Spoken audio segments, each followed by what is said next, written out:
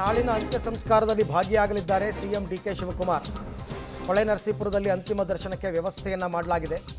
ಚೆನ್ನಮ್ಮ ಅವರ ಹುಟ್ಟೂರು ಮುತ್ತಿಗೆ ಹಿರೇಹಳ್ಳಿಗೆ ಪಾರ್ಥಿವ ಶರೀರವಂತೆ ಜಿಲ್ಲಾಡಳಿತ ಮತ್ತು ಪೊಲೀಸರ ನೇತೃತ್ವದಲ್ಲಿ ಅದಕ್ಕೋಸ್ಕರ ಭದ್ರತೆಯನ್ನು ಕಲ್ಪಿಸಲಾಗಿದೆ.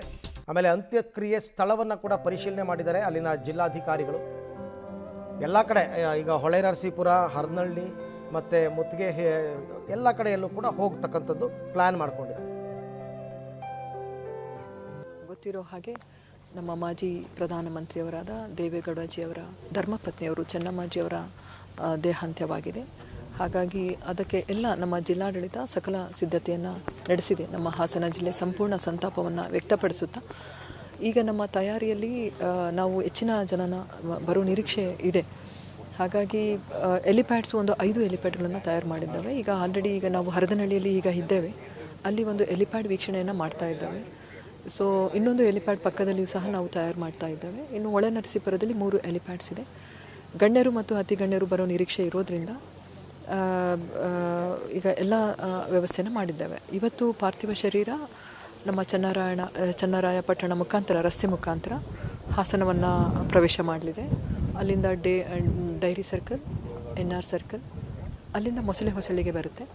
ಅಲ್ಲಿಂದ ಅವರ ಹುಟ್ಟೂರಾದ ಮುತ್ತಿಗೆ ಹಿರೇಹಳ್ಳಿ ಅಂತ ಊರಿದೆ, ಅಲ್ಲಿ ಒಳಗಡೆ ಹೋಗಿ ಮತ್ತೆ ಅವರ ದರ್ಶನ ಪಡೆದು ನೆಕ್ಸ್ಟು ಹೊಳೆನರಸೀಪುರ ಬಂದು ಹರದನಹಳ್ಳಿವರೆಗೆ ಬರುತ್ತೆ. ಇದು ಎಲ್ಲ ಒಂದು ರೂಟ್ ಮ್ಯಾಪ್ ನಾವು ಹಾಕ್ಕೊಂಡಿದ್ದೇವೆ. ಅಲಾಂಗ್ ವಿತ್ ದಟ್ ಒನ್ ಯಾವುದೇ ಸಾರ್ವಜನಿಕರಿಗೆ ತೊಂದರೆ ಆಗದಾಗೆ ದರ್ಶನ ಮಾಡಲಿಕ್ಕೂ ಸಹ ವ್ಯವಸ್ಥೆಯನ್ನು ಮಾಡಲಾಗಿದೆ. ನಾಳೆ ಮಧ್ಯಾಹ್ನ ಹೊತ್ತಿಗೆ ಅಂತ್ಯ ಸಂಸ್ಕಾರ ನೆರವೇರಲಿದೆ. ಹಾನರಬಲ್ ನಮ್ಮ ಮಾನ್ಯ ಗೌರವಾನ್ವಿತ ಮುಖ್ಯಮಂತ್ರಿಯವರು ಸಹ ಅವರ ಸಹ ಒಂದು TP ನಮಗೆ ರಿಸೀವ್ ಆಗಿದೆ.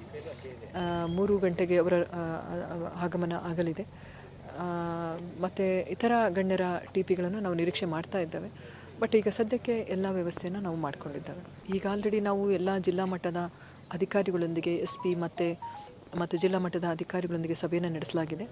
ಯಾವುದೇ ಶಾಂತಿ ಭಂಗ ಉಂಟಾಗದೆ ಅಥವಾ ಗೊಂದಲ ಉಂಟಾಗದ ರೀತಿ ಶಾಂತಿಯುತವಾಗಿ ದರ್ಶನವನ್ನು ನೀಡುವುದು ಮತ್ತು ಅಂತ್ಯ ಸಂಸ್ಕಾರ ಕಾರ್ಯವನ್ನು ಸರ್ಕಾರಿ ರಾಜ್ಯ ಸರ್ಕಾರದ ಗೌರವಗಳೊಂದಿಗೆ ಅಂತ್ಯಕ್ರಿಯೆಯನ್ನು ನಡೆಸಲಿಕ್ಕೆ ಇದು ಆಗಿದೆ. ಮತ್ತು ಇವತ್ತು ಮತ್ತು ನಾಳೆಯನ್ನು ನಮ್ಮ ಹಾಸನ ಜಿಲ್ಲೆಯಾದ್ಯಂತ ಹಾಸನದ ಜಿಲ್ಲಾಧಿಕಾರಿಗಳು ಮಾತನಾಡ್ತಾ ಕೆಲವು ಮಾಹಿತಿಯನ್ನು ಕೊಟ್ಟಿದ್ದಾರೆ. ಯಾವ ರೂಟ್ ಮ್ಯಾಪ್ನಲ್ಲಿ ಅಂತಿಮ ಯಾತ್ರೆ ಸಾಗುತ್ತೆ ಅನ್ನೋದಕ್ಕೆ ಸಂಬಂಧಪಟ್ಟಂತೆ ಮತ್ತು ಬರ್ತಕ್ಕಂಥ ಗಣ್ಯರಿಗೆ ವ್ಯವಸ್ಥೆ ಯಾವ ರೀತಿ ಇರುತ್ತೆ ಅಂತ ಮುಖ್ಯಮಂತ್ರಿಗಳು ಕೂಡ ಭಾಗಿಯಾಗ್ತಾ ಇದ್ದಾರೆ. ನಾಳೆ ಅಂತ್ಯ ಸಂಸ್ಕಾರದಲ್ಲಿ 3 ಗಂಟೆ ವೇಳೆಗೆ DK ಶಿವಕುಮಾರ್ ಅವರು ಬರ್ತಾರೆ ಅಂತಕ್ಕಂಥದ್ದು ಕೂಡ ಮಾಹಿತಿಯನ್ನು ಕೊಟ್ಟಿದ್ದಾರೆ.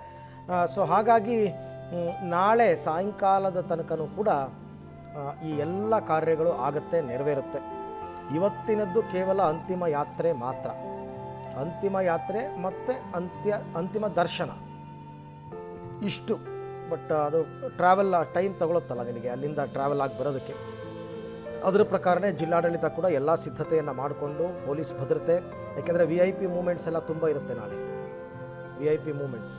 ಹಾಗಾಗಿ ಅದಕ್ಕೆ ಬೇಕಾದಂತಹ ಎಲ್ಲ ತಯಾರಿಯನ್ನು ಜಿಲ್ಲಾಧಿಕಾರಿಗಳು, ಜಿಲ್ಲಾಡಳಿತ ಈಗಾಗಲೇ ಮಾಡಿಕೊಂಡಿದೆ. ಮತ್ತು ಅಂತ್ಯ ಸಂಸ್ಕಾರ ನಡೆಸುವಂತಹ ಸ್ಥಳ ಹೆಲಿಪ್ಯಾಡ್ಗಳನ್ನೆಲ್ಲ ಹಾಕ್ಕೊಂಡಿದ್ದಾರೆ, ನಿರ್ಮಾಣ ಮಾಡ್ಕೊಂಡಿದ್ದಾರೆ. ಯಾಕೆಂದರೆ ಗೊತ್ತಿಲ್ಲ ಯಾರ್ಯಾರು ಹೆಲಿಕಾಪ್ಟರ್ನಲ್ಲಿ ಹೋಗ್ತಾರೆ ಅಂತ. DK ಶಿವಕುಮಾರ್ ಅವರು ಹೆಲಿಕಾಪ್ಟರ್ನಲ್ಲಿ ಹೋಗ್ತಕ್ಕಂಥ ಸಾಧ್ಯತೆ.